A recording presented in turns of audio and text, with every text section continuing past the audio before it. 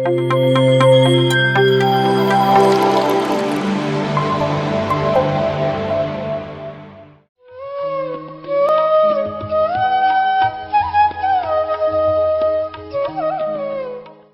ಮೈಸೂರು ಆತ್ಮ ಬಂಧುಗಳಿಗೆ ನನ್ನ ಹೃದಯಪೂರ್ವಕ ನಮಸ್ಕಾರ.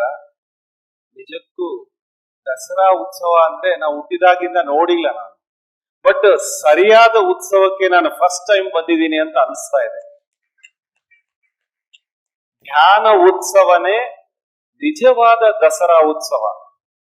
ಇದು ಪ್ರತಿಯೊಬ್ಬರ ಜೀವನದಲ್ಲಿ ಇಂಥ ಉತ್ಸಾಹ ಬರಲಿ ಅಂತೇಳಿ ನಾನು ಆಶಿಸ್ತಿದ್ದೀನಿ. ಯಾಕೆಂದ್ರೆ ಇವತ್ತು ನಿಜಕ್ಕೂ ಚನ್ನಬಸವ ಸಾರಿಗೆ, ಅನಿತಾ ಮೇಡಮ್ಗೆ, ಮತ್ತೆ ಹೋಲ್ ಮೈಸೂರು ಟೀಮಿಗೆ ನಾನು ಥ್ಯಾಂಕ್ಫುಲ್ ಆಗಿದ್ದೀನಿ. ಯಾಕೆಂದ್ರೆ ಇಂಥ ಒಂದು ಅವಕಾಶ ನಮಗೆ ಕೊಟ್ಟಿದ್ದಾರೆ. ಧ್ಯಾನೋತ್ಸವ, ಧ್ಯಾನ ಮೈಸೂರು, ಧ್ಯಾನ ಮಹೋತ್ಸವ ಇದು. ಈ ಮಹೋತ್ಸವಗೋಸ್ಕರನೇ ನಾವೆಲ್ಲ ಪಿರಮಿಡ್ ಮಾಸ್ಟರ್ಸ್ ಜೀವನ ತಗೊಂಡಿರೋದು. ಅಂತ ಒಂದು ಮಹೋತ್ಸವದ ಅಂಗವಾಗಿ ನಮ್ಮನ್ನ ಭಾಗವನ್ನಾಗಿ ಮಾಡಿದಕ್ಕೆ ನಾನು ಹೃದಯಪೂರ್ವಕ ಧನ್ಯವಾದಗಳನ್ನು ಹೇಳ್ತೀನಿ. ಮೇಡಮ್ ಹೇಳಿದ್ರು ಈಗ ಪರಿಪೂರ್ಣ ಒಂದು ಕುಟುಂಬ ಅಂತೇಳಿ. ನಿಜಕ್ಕೂ ಅದು ನಾನು 100% ಆಗಿ ಅದನ್ನ ಬಿಲೀವ್ ಮಾಡ್ತೀನಿ. ನಾನು ಅದನ್ನ ಪ್ರತಿನಿತ್ಯ ನಾವು ಅದನ್ನ ಆಶ್ವಾಸಿಸ್ತಿದ್ದೀವಿ. ಯಾಕೆಂದ್ರೆ ನಮ್ಮ ಹೋಲ್ ಫ್ಯಾಮಿಲಿ, ಒಂದು ಧ್ಯಾನಮ ಚಕ್ರ ಆಗ್ಲಿ, ಒಂದು ಬುದ್ಧ ಪೂರ್ಣಿಮಾ ಆಗ್ಲಿ, ಒಂದು ಯಾವುದೇ ಟ್ರಿಪ್ ಆಗ್ಲಿ, ಎಲ್ಲರೂ ಸೇರಿ ಹೋಗ್ತೀವಿ. ನಾವು ಆಧ್ಯಾತ್ಮಿಕಕ್ಕೆ ಬಂದ ನಂತರ ನಾವು ಯಾವುದೂ ಎಂಜಾಯ್ಮೆಂಟ್ ನ ಸ್ಟಾಪ್ ಮಾಡಿಲ್ಲ, ಇನ್ನೂ ಹೆಚ್ಚಾಗಿದೆ. ಇನ್ನ ಮೊದಲು ಮನಸ್ಸಿನಿಂದ ಆನಂದ ತಗೊಂತಿದ್ವೇನೋ, ಈಗ ಆತ್ಮ ಪರವಾಗಿ ಆನಂದ ತಗೊಂತಾ ಇದ್ದೀವಿ. ಅದೇ ಪರಿಪೂರ್ಣತ್ವ. ಆತ್ಮಾನಂದವನ್ನು ಪಡೆಯೋದೇ ಒಂದು ಧ್ಯಾನಿಯ ಒಂದು ಮಹತ್ತರವಾದ ಅನುಭವ. ಆ ಒಂದು ಪ್ರತಿನಿತ್ಯದಲ್ಲಿ, ಪ್ರತಿ ಕ್ಷಣದಲ್ಲಿ ಆ ಆತ್ಮಾನಂದದಿಂದ ಜೀವಿಸೋದು ನಾವು ಜೀವಿಸ್ತಿದೀವಿ ಎಲ್ಲರೂ ಅಂತಂದ್ರೆ ಅದಕ್ಕೆ ಬ್ರಹ್ಮಶ್ರೀ ಪಿತಾಮಹ ಸುಭಾಷ್ ಪತ್ರಿ ಸಾರ್ ಅವರ ಕಾರಣ. ಅವರಿಗೆ ಒಂದು ಜೋರಾದ ಚಪ್ಪಾಳೆ. ಮತ್ತು ನಮ್ಮ ಆಧ್ಯಾತ್ಮಿಕ ಮಾರ್ಗದಲ್ಲಿ ನಮಗೆ ಮಾರ್ಗದರ್ಶರಾಗಿ ನಿಂತಿದ್ದು ಬ್ರಹ್ಮಶ್ರೀ ಪ್ರೇಮ್ನಾಥ್ ಸರ್, ಅವರಿಗೆ ಒಂದು ಜೋರಾದ ಚಪ್ಪಾಳೆ. ಯಾಕೆಂದ್ರೆ ನನಗೊಂದೇ ಅಲ್ಲ, ನಮ್ಮ ಅಕ್ಕಂದರಿಗಾಗಿರ್ಬೋದು, ನನ್ನ ಮಿಸಸ್ಸಿಗಾಗಿರ್ಬೋದು, ಯಾರಿಗಾರಾಗ್ಲಿ ನಮ್ಮೆಲ್ಲರಿಗೂ ಒಂದು ಮಾರ್ಗದರ್ಶನ ಕೊಟ್ಟವರು ಬ್ರಹ್ಮಶ್ರೀ ಪ್ರೇಮ್ನಾಥ್ ಸರ್.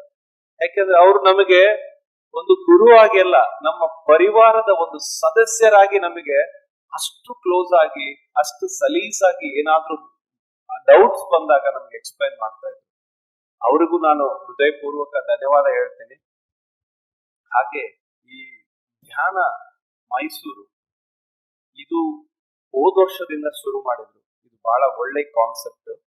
ಇದು ಪ್ರತಿ ವರ್ಷ ಹೀಗೆ ಈ ಸಲ 5 ದಿವಸ ಆಗಿದೆ, ಮುಂದಿನ ಸಲ 9 ದಿವಸನೂ ಮಾಡೋ ಶಕ್ತಿ ಆ ಚನ್ನಬಸವ ಮತ್ತು ಅನಿತಾ ಮೇಡಮ್ ಕೊಡ್ಲಿ ಅಂತೇಳಿ ನಾ ಆಶಿಸ್ತೀನಿ. ಮೊದಲನೇದಾಗಿ ನಮ್ಮ ಗುರುಗಳಿಗೆ, ಪತ್ರಿಜಿಗುರುಗಳಿಗೆ ನನ್ನ ಹೃದಯಪೂರ್ವಕ ನಮಸ್ಕಾರ ತಿಳಿಸಿ. ಹಾಗೆ ನಮಗೆ ಧ್ಯಾನ ಕಲಿಸಿಕೊಟ್ಟ ಮನೋರಮಾ ಮೇಡಮ್ ಅವರಿಗೂ ನನ್ನ ನಮಸ್ಕಾರಗಳನ್ನು ತಿಳಿಸ್ತೀನಿ. ಹಾಗೆ ಇಂಥ ಅದ್ಭುತವಾದ ಒಂದು ಕಾರ್ಯಕ್ರಮದಲ್ಲಿ ನಮಗೆ ಆಹ್ವಾನ ನೀಡಿದ ಅನಿತಾ ಮೇಡಮ್ ಅವರಿಗೂ, ಚನ್ನಬಸಪ್ಪ ಸರಿಗೂ ಹೃದಯಪೂರ್ವಕ ಧನ್ಯವಾದಗಳನ್ನ ಅರ್ಪಿಸ್ತಾ ಇದ್ದೀನಿ. ಇವಾಗ ಇಲ್ಲಿ ತುಂಬಾ ಸಂತೋಷ ಆಗ್ತಾ ಇದೆ. ಅಂದ್ರೆ ನಮ್ಮ ಫ್ಯಾಮಿಲಿಯನ್ನು ಗುರುತಿಸ್ಕೊಂಡಿದ್ದಾರೆ ಅಂತಂದ್ರೆ ಸಾಮಾನ್ಯ ಮಾತಲ್ಲ. ಇದು ನಾವೆಲ್ಲ ಮಾಡಿದೀವಿ ಅನ್ನೋದಕ್ಕಿಂತ ಪತ್ರಿಜಿ ಗುರುಗಳು ನಮ್ಮನ್ನೆಲ್ಲ ಆಯ್ಕೆ ಮಾಡಿಕೊಂಡು ಒಂದೇ ಕುಟುಂಬದಲ್ಲಿ ಸೇರಿಸಿ ಇಲ್ಲಿಗೆ ಕರ್ಕೊಂಡ್ಬಂದಿದ್ದಾರೆ ಅನ್ನೋಕೆ ನಿಜವಾಗ್ಲೂ ತುಂಬಾ ಹೆಮ್ಮೆ ಅನ್ಸುತ್ತೆ ನಮಗೆ. ನಿಜವಾಗ್ಲೂ ತುಂಬಾ ಹೆಮ್ಮೆ. ಈ ಧ್ಯಾನದಿಂದನೇ ಇದೆಲ್ಲ ಸಾಧ್ಯ ಆಗಿದ್ದು. ಧ್ಯಾನಕ್ಕೆ ಬಂದ ಮೇಲೆ ನಾವು ಯಾವುದನ್ನು ಬಿಟ್ಟಿಲ್ಲ. ಆಗ್ಲೇ ಮೇಡಮ್ ಹೇಳಿದ್ರು, ನಾವು ಫಿಲ್ಮಿಗೆ ಹೋಗ್ತೀವಿ, ಪಿಕ್ನಿಕ್ ಹೋಗ್ತೀವಿ, ಧ್ಯಾನ ಮಹಾಚಕ್ರಗಳಿಗೆ ಹೋಗ್ತೇವೆ, ಒಂದು ಮದುವೆ ಸಮಾರಂಭದಲ್ಲಿ ಎಲ್ಲವನ್ನು ಎಂಜಾಯ್ ಮಾಡ್ತೀವಿ, ನೋವಿನಲ್ಲೂ ಸ್ಪಂದಿಸ್ತೀವಿ. ಯಾರಿಗೆ ಏನೇ ಬಂದ್ರು ನಮ್ಮ ಕುಟುಂಬದಲ್ಲಿ ಎಲ್ಲರೂ ಒಗ್ಗಟ್ಟಾಗಿರ್ತೀವಿ. ಒಂದ್ ಕುಟುಂಬ ಅಂದ್ರೆ ಸಿಂಗಲ್ ಫ್ಯಾಮಿಲಿ ಅಲ್ಲ, ಇದು ಹೋಲ್ ಕುಟುಂಬ. ಆತರ ಪ್ರತಿಯೊಬ್ಬರಿಗೂ ಮಾರಲ್ ಸಪೋರ್ಟ್ ಅನ್ನೋದು ಸಿಗುತ್ತೆ. ಅದರಿಂದ ಈ ಒಂದು ಕುಟುಂಬದಲ್ಲಿ ನಾನು ಸದಸ್ಯಳಾಗಿದ್ದೀನಿ ಅನ್ನೋದಕ್ಕೆ ನಾನು ತುಂಬಾ ಹೆಮ್ಮೆ ಪಡ್ತೀನಿ. ನನ್ನ ಹೆಸರು ಉಮಾರಾಣಿ, ನಮ್ಮ ಊರು ಕೊಟ್ಟೂರು. ನಾನು ಅಕ್ಕ ತಂಗಿಯರಲ್ಲಿ ದೊಡ್ಡವಳು. ಫಸ್ಟ್ ನಾನೇ. Thank you. ನನ್ನ ಹೆಸರು ವಿಶಾಲಾಕ್ಷಿ. ನಾನು ಹುಬ್ಳಿಯಲ್ಲಿರೋದು. ಮೊದಲನೆಯದಾಗಿ ನಮ್ಮ ಜನ್ಮಕ್ಕೆ ಕಾರಣರಾದ ತಂದೆ ತಾಯಿಗೆ ನಾನು ವಂದಿಸುತ್ತಾ ಇದ್ದೇನೆ. ಹಾಗೆ ಈ ಒಂದು ವೇದಿಕೆ ಮೇಲೆ ಬರೋದಕ್ಕೆ ಕಾರಣರಾದ ಮನೋರಮಾ ಮೇಡಮ್ ಅವರಿಗೂ, ಯಾಕೆಂದ್ರೆ ಅವರೇ ನಮ್ಮ ಮೊದಲ ಗುರು. ಮನೋರಮಾ ಮೇಡಮ್ ಅವರಿಗೂ, ಬ್ರಹ್ಮರ್ಷಿ ಪಿತಾಮಹ ಪತ್ರಿಜಿ ಅವರಿಗೂ, ಹಾಗೆ ವೆಂಕಟೇಶ್ ಸರ್ ಹೇಳಿದಾಗೆ ನಮ್ಮ ಮಾರ್ಗದರ್ಶನ ಗುರುಗಳಾದ ಪ್ರೇಮ್ನಾಥ್ ಸರ್ ಅವರಿಗೂ ನನ್ನ ಕೋಟಿ ಕೋಟಿ ಪ್ರಣಾಮಗಳು.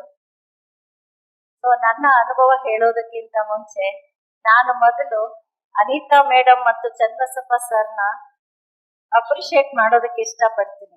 ಯಾಕೆಂದ್ರೆ ಒಂದು ಕಾರ್ಯಕ್ರಮ ಮಾಡ್ಬೇಕು ಅಂತಂದ್ರೆ ಎಲ್ರೂ ಜೊತೆಗೆ ನಿಲ್ತಾರೆ, ಆದ್ರೆ ಮುಂದೆ ನಿಂತು ನಾನು ಇದ್ದೀನಿ ಅಂತ ಮುಂದೆ ನಿಂತು ಆ ಕಾರ್ಯಕ್ರಮವನ್ನ ಯಾರು ಅದನ್ನ ಪ್ಲಾನ್ ಮಾಡ್ತಾರೆ, ಅದು ಅವ್ರಿಗೆ ಎಷ್ಟು ಅಡ್ಡಿಗಳು ಬರುತ್ತೆ, ಎಷ್ಟೊಂದು ಅವರಿಗೆ ಆತಂಕಗಳಿರುತ್ತೆ, ಅದು ನಮಗ್ ಗೊತ್ತು. ಯಾಕೆಂದ್ರೆ ಹೋದ ವರ್ಷ ಬುದ್ಧ ಪೂರ್ಣಿಮಾವನ್ನ ಹುಬ್ಳಿಯಲ್ಲಿ ನಾವು ಆಚರಣೆ ಮಾಡಿದ್ವಿ. ಕೇವಲ ಒಂದು ದಿನ ಮಾಡಿರೋದು, ಆದ್ರೆ ಅದಕ್ಕೆ ಎಷ್ಟೊಂದು ಹಿಂದೆ ಕೆಲಸಗಳು ನಡಿಬೇಕಾಗಿರುತ್ತೆ ನನಗೆ ಗೊತ್ತಿದೆ. ಸೊ 5 ದಿನಗಳ ಈ ಒಂದು ಜ್ಞಾನ ದಸರಾ ಕಾರ್ಯಕ್ರಮವನ್ನ ಅವರು ಹಮ್ಮಿಕೊಂಡಿದ್ದಾರೆ. ನಿಜವಾಗ್ಲೂ ಆ ದಂಪತಿಗಳಿಗೆ, ಅವರಿಗೆ ಸಹಾಯ ಮಾಡ್ತಾ ಇರೋ ಶಾಂತಲಾ ಮೇಡಮ್ ಇರ್ಬೋದು, ಅವರ ಹೋಲ್ ಟೀಮ್ ಎಲ್ರಿಗೂ ನಾನು ಧನ್ಯವಾದಗಳನ್ನ ಅರ್ಪಿಸೋದಕ್ಕೆ ಇಷ್ಟಪಡ್ತೀನಿ. ಸೊ ನಾನು ಈ ಧ್ಯಾನಕ್ಕೆ ಬಂದಿದ್ದು ನನ್ನ ಅನಾರೋಗ್ಯದ ಕಾರಣದಿಂದ. ನನಗೆ ಎಷ್ಟೆಲ್ಲ ಇತ್ತು, ನನಗೆ ಐಶ್ವರ್ಯ ಇತ್ತು, ಫ್ಯಾಮಿಲಿ ಇತ್ತು, ಎಲ್ಲಾನು ಸರಿ ಇತ್ತು ನನಗೆ, ಆದ್ರೆ ಆರೋಗ್ಯ ಇರ್ಲಿಲ್ಲ. ಆಗ ನಾನು ಹಿರಿಯರ ಒಂದು ಗಾದೆ ಮಾತನ್ನ ನೆನಪು ಮಾಡ್ಕೊಳ್ತಾ ಇದ್ದೆ, ಆರೋಗ್ಯವೇ ಮಹಾಭಾಗ್ಯ. ನಿಜ, ಅವ್ರು ಹೇಳಿರೋದು ಅಕ್ಷರ ಸಹ ಸತ್ಯ ಅನ್ನೋದು ನನಗೆ ಅವಾಗ ಅರ್ಥ ಆಯ್ತು. ಸೊ ಮೇಡಮ್ ಅವರು ಹುಬ್ಬಳ್ಳಿಗೆ ಬಂದು ಧ್ಯಾನ ಹೇಳ್ಕೊಟ್ರು. ಬರೀ ಧ್ಯಾನ ಹೇಳ್ಕೊಟ್ಟಿದ್ದು ಮಾತ್ರ ಅಲ್ಲ, ನಾನು ಯಾವಾಗ ಫೋನ್ ಮಾಡಿ ತಲೆ ತಿಂದ್ರು ಅಷ್ಟೇ ತಾಳ್ಮೆಯಿಂದ ನನಗೆ ಅವ್ರು ಉತ್ತರ ಕೊಡ್ತಾ ಇದ್ರು. ಅವ್ರ ಹತ್ರ ಮಾತಾಡಿದ್ರೆ ಎಷ್ಟೋ ಸಮಾಧಾನ ಆಗ್ತಾ ಇತ್ತು.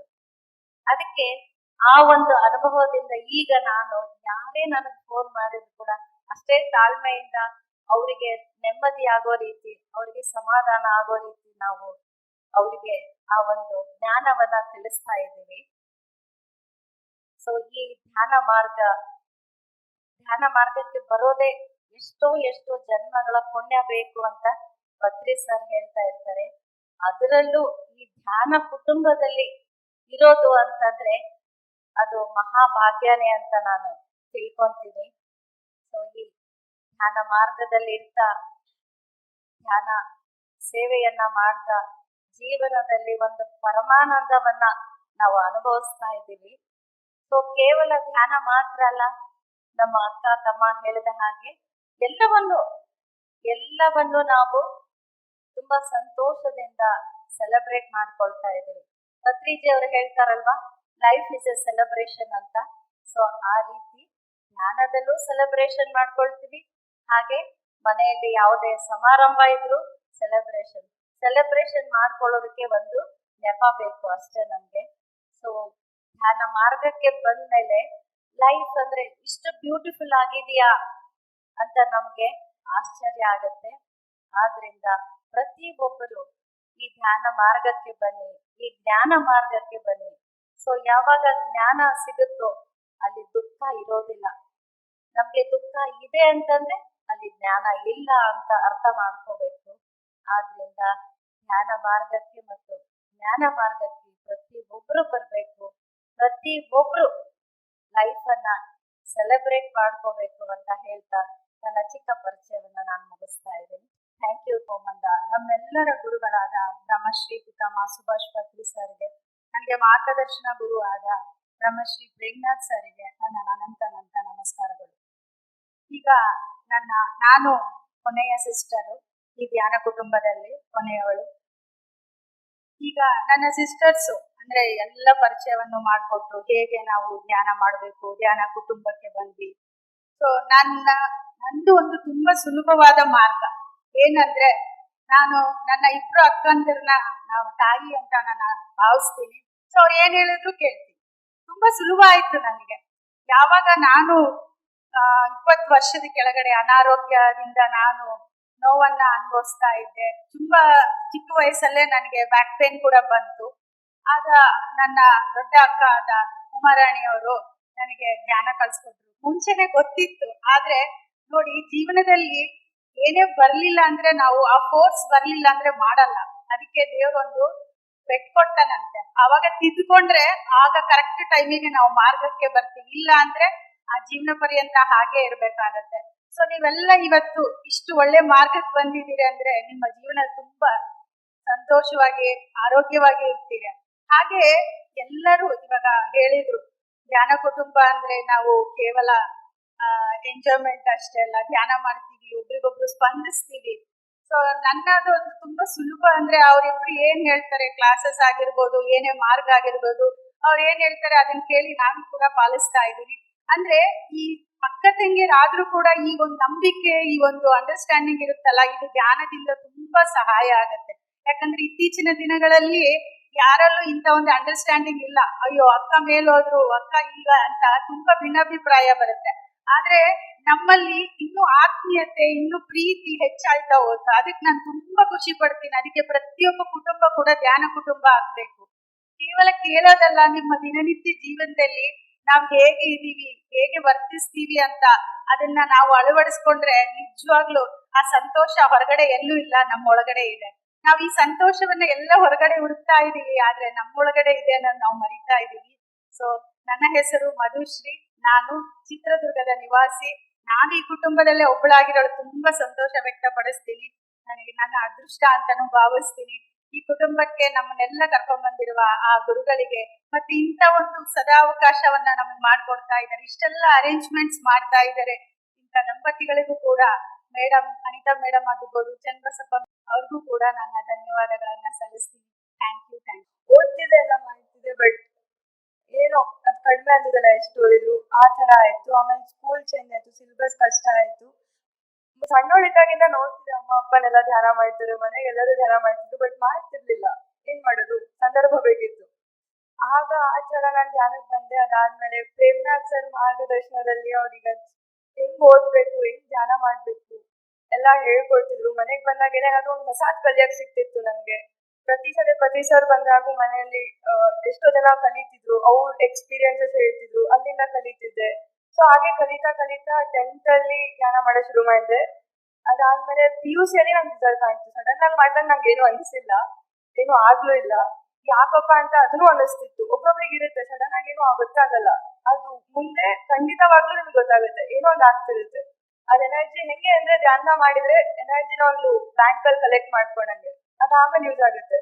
ಸೊ 12th ಅಲ್ಲಿ ಸ್ವಲ್ಪ ದಿನ ಬೆಳಗ್ಗೆ ಧ್ಯಾನ ಮಾಡ್ತಿದ್ದೆ 1 ತಾಸು. ಸೊ 3 ಗಂಟೆಯಿಂದ 4 ಗಂಟೆಗೆ ಮಾಡ್ತಿದ್ದೆ. ಆಮೇಲೆ ಓದ್ತಿದ್ದೆ. ನಾನು ಕಾಂಪಿಟೇಟಿವ್ ಎಕ್ಸಾಮಿಗೆ ಏನೂ ಓದಿಲ್ಲ, ತುಂಬಾ ಕಡಿಮೆ ಪ್ರಿಪ್ರೇಷನ್ ಅಲ್ಲಿ ಜಾಸ್ತಿ ಧ್ಯಾನದೊಂದಿಗೆ ನಂಗೆ ಚೆನ್ನಾಗಿ ರ್ಯಾಂಕ್ ಸಿಕ್ತು, ಮೈಸೂರಲ್ಲಿ ಸೀಟ್ ಸಿಕ್ತು ಅನ್ಕೊಂಡಿದ್ದ ಹಾಗೆ. ಸೊ ಈ ವಿಜುವಲೈಸೇಷನ್ ಟೆಕ್ನಿಕ್ ಅದು ಇದು ಎಲ್ಲ ಧ್ಯಾನದ ಮುಖಾಂತರ ನಂಗೆ ತುಂಬಾ ಆಗಿದೆ, ಇನ್ನು ಸಾಕಷ್ಟು ಆಗಿದೆ. ಇಲ್ಲೆಲ್ಲ ನೋಡ್ತಿದ್ದೀನಿ, ಎಲ್ಲ ದೊಡ್ಡೋರಿದ್ದಾರೆ, ಮಕ್ಳು ಯಾರು ಕಾಣಿಸ್ತಿಲ್ಲ, ಸ್ವಲ್ಪ ಕಾಣಿಸ್ತಿದ್ದಾರೆ. ಸೊ ನೆಕ್ಸ್ಟ್ ಟೈಮ್ ನೀವು ಮತ್ತೆ ಎಲ್ಲಾದ್ರೂ ಧ್ಯಾನಕ್ಕೆ ಪ್ರೋಗ್ರಾಮಿಗೆ ಬಂದಾಗ ನಿಮ್ಮೆಲ್ಲ ಮಕ್ಕಳನ್ನ ಮೊಮ್ಮಕ್ಕಳನ್ನ ಯಾರಿದ್ದಾರೆ ಎಲ್ಲರೂ ಕರ್ಕೊಂಡ್ ಬನ್ನಿ. ನಿಮಗೆ ಈ ವಯಸ್ಸಲ್ಲಿ ಗೊತ್ತಾಗಿದೆ, ಅವ್ರಿಗೆ ಇನ್ನೂ ಜಲ್ದಿ ಗೊತ್ತಾಗುತ್ತೆ, ಅವ್ರಿಗೆ ಇನ್ನೂ ಸಾಕಷ್ಟು ಎಕ್ಸ್ಪೀರಿಯನ್ಸಸ್ ಆಗುತ್ತೆ, ಅವ್ರಿಗೆಲ್ಲ ಗೊತ್ತಾಗ್ಬೇಕು. ಅದಾದ್ಮೇಲೆ ಚನ್ನಬಸಪ್ಪ ಸರ್ಗೆ ಹಾಗೂ ಅನಿತಾ ಮ್ಯಾಮ್ಗೆ ಥ್ಯಾಂಕ್ ಯು ಸೋ ಮಚ್. ನಂಗೆ ಈಗ ಆಪರ್ಚುನಿಟಿ ಕೊಟ್ಟಿದ್ದಕ್ಕೆ, ಕೇಳಿ ಬಂದು ಸೇವೆ ಮಾಡ್ಲಿಕ್ಕೆ. ಪತ್ರಿ ಸರ್ ಹೇಳ್ತಾರೆ ಧ್ಯಾನ ಮಾಡೋದು ಮತ್ತೆ ಧ್ಯಾನ ಸೇವೆ ಮಾಡೋದು ಎರಡು ಕಣ್ಗಳಿದ್ದಾಗೆ ಅಂತ.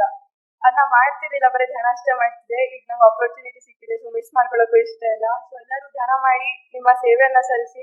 ಎಷ್ಟಾಗುತ್ತೆ ಸಣ್ಣ ಸೇವೆ ಕೂಡ, ಇಟ್ಸ್ ಸೇವೆ ತರ. ಸೊ ಸಣ್ಣದಿಂದ ಸ್ಟಾರ್ಟ್ ಮಾಡಿ, ಹೇಳ್ಕೊಡಿ, ಅಕ್ಕ ಮನೆ ಮನೆಗಳಿಗೆಲ್ಲ ಹೇಳ್ಕೊಡಿ. ಅಷ್ಟೇ ಹೇಳ್ತಾ ನಾನು. ಎಲ್ಲರಿಗೂ ನಮಸ್ಕಾರ. ನನ್ನ ಹೆಸರು ಆದ್ಯಶ್ರೀ, ನಾನು 10th ಸ್ಟ್ಯಾಂಡರ್ಡ್ ಓದ್ತಿದ್ದೀನಿ. ಚಿಕ್ಕವಳಿಂದ ನೋಡ್ತಿದ್ದೀನಿ, ನಾ ಧ್ಯಾನ ಇದ್ರಾಗೆ ಇದ್ದೀನಿ. ನಮ್ಮ ಅಮ್ಮ ಅಪ್ಪ ಎಲ್ಲರೂ, ನಮ್ಮ ಇಡೀ ಧ್ಯಾನ ಕುಟುಂಬ ಧ್ಯಾನದ್ರಾಗಿದ್ರು. ಹಂಗೆ ನಾನು ಚಿಕ್ಕವಳಿದ್ದಾಗಿಂದ ಅದು ನೋಡ್ತಾ ಬಂದೀನಿ. ಸೊ ನನ್ಗೆ ಚಿಕ್ಕವಳಿದ್ದಾಗಿಂದ ಅದಿದ್ರು ಕೂಡ ಅಷ್ಟು ಸೀರಿಯಸ್ ಆಗಿ ಇದ್ದಿಲ್ಲ ನಾನು, ಬಟ್ ಈಗೀಗ ಸೀರಿಯಸ್ ಆಗಿ ತಗೊಂತಿದ್ದೀನಿ. ನನ್ಗೆ ನಮ್ಮ ಪೇರೆಂಟ್ಸ್ ಇಬ್ರು ನನಗೆ ಬೇಸ್ ಫ್ರೀಡಮ್ ಕೊಟ್ಟಿದ್ದಾರೆ. ನನಗೆ ಡ್ಯಾನ್ಸ್ ಕಲ್ತ್ಕೊಳಕ್ಕೆ, ಸ್ಟಡೀಸ್ ಅಲ್ಲದೆ ಡ್ಯಾನ್ಸ್ ಕಲ್ತ್ಕೊಳಕ್ಕೆ, ಮಾರ್ಷಲ್ ಆರ್ಟ್ಸ್ ಕಲ್ತ್ಕೊಳಕ್ಕೆ ಹಾಗೂ ಸಂಗೀತ ಕಲ್ತ್ಕೊಳಕ್ಕೆ ನನಗೆ ಅವಕಾಶ ಕೊಟ್ಟರು. ಹಾಗೂ ನಾನು ವೆರಿ ಲಕ್ಕಿ. ಆಕ್ಚುಲಿ ನಾನು ಫುಲ್ ಪ್ರೌಡ್ ಆಗಿ ಫೀಲ್ ಆಗ್ತೀನಿ ಹಾಗೂ ಲಕ್ಕಿಯಾಗಿ ಫೀಲ್ ಆಗ್ತೀನಿ ನನಗೆ ಈ ಕುಟುಂಬ ಇದ್ದಿದ್ದಕ್ಕೆ. ಸೊ ಎಲ್ಲರೂ ಥ್ಯಾಂಕ್ ಯು. ಸ್ನೇಹಿತರೆ, ಇನ್ನೊಂದು ವಿಷಯವನ್ನ ನಾನು ಹಂಚ್ಕೊಳ್ಳೋದಕ್ಕೆ ಇಷ್ಟಪಡ್ತೀನಿ. ಇಲ್ಲಿ ನಮ್ಮಲ್ಲಿ ಎಲ್ರಿಗೂ ತುಂಬಾ ವಯಸ್ಸಿನ ಅಂತರ ಇದೆ. ನಾವಿಬ್ರು ಆದ್ಮೇಲೆ 9-10 ವರ್ಷ ಆದ್ಮೇಲೆ ನಮ್ಮ ತಂಗಿಯಂದ್ರು ತಮ್ಮಂದ್ರಿದ್ದಾರೆ. ಆದ್ರೆ ಯಾವಾಗ ನಾವು ಧ್ಯಾನಕ್ಕೆ ಬಂದ್ವಿ, ನಮ್ಮಲ್ಲಿ ವಯಸ್ಸಿನ ತಾರತಮ್ಯ ಇಲ್ಲ. ಚಿಕ್ಕವಳು ಅವಳ ಮಾತು ಯಾಕೆ ಕೇಳ್ಬೇಕು ಅಂತ ನಾವು ಅನ್ಕೊಳ್ಳೋದಿಲ್ಲ, ಇವ್ರು ದೊಡ್ಡವ್ರ ಮಾತು ಕೇಳಲೇಬೇಕು ಅಂತ ಅವರು ಅನ್ಕೊಳ್ಳೋದಿಲ್ಲ. ಅಷ್ಟೊಂದು ನಮ್ಮಲ್ಲಿ ಒಂದು ಆತ್ಮೀಯತೆ ಅನ್ನೋದು ಬಂದ್ಬಿಟ್ಟಿದೆ. ಮತ್ತೆ ಇನ್ನೊಂದು ವಿಷಯ ಏನು ಅಂದ್ರೆ, ನಮ್ಮ ಮದ್ವೆಯಲ್ಲಿ ನಮ್ಮ ತಮ್ಮ ಬರೀ 5-6 ವರ್ಷದವನು, ಎಲ್ರಿಗೂ ಪ್ರೀತಿ ತಮ್ಮ ವೆಂಕಟೇಶ್ ಅಂದ್ರೆ. ಆದ್ರೆ ಅವನು ಯಾವಾಗ ನಾವೆಲ್ಲರೂ ಅತಿಗೆ ನಾದ್ನಿಕಿನ ಎಲ್ಲ ಒಂದೇ ಫ್ಯಾಮಿಲಿ ತರ ಫೀಲ್ ಆಗ್ತೀವಿ. ಯಾವಾಗ ಧ್ಯಾನ ಮಾಡ್ತೀವೋ ಇದೆಲ್ಲ ಖಂಡಿತ ಸಾಧ್ಯ ಆಗುತ್ತೆ. ನಿಮ್ಮ ಕುಟುಂಬ ಕೂಡ ಅದೇ ರೀತಿ ಬದಲಾಗುತ್ತೆ ಅನ್ನೋ ಒಂದು ಭರವಸೆಯಲ್ಲಿ ನಾವು ಪ್ರತಿಯೊಂದು ಕುಟುಂಬದಲ್ಲಿ ಇದೇನ ನೋಡ್ಬೇಕು ಅಂತ ಬಯಸ್ತಾ ಈ ಧ್ಯಾನ ಪ್ರಚಾರವನ್ನ ಮಾಡ್ತಾ ಇದ್ದೀವಿ. PMC ಕನ್ನಡ ಚಾನೆಲ್ ಅನ್ನು ಲೈಕ್ ಮಾಡಿ, ಶೇರ್ ಮಾಡಿ, ಸಬ್ಸ್ಕ್ರೈಬ್ ಮಾಡಿ ಮತ್ತು ಮಾಡಿಸಿ. ಎಲ್ಲರಿಗೂ ಧನ್ಯವಾದಗಳು.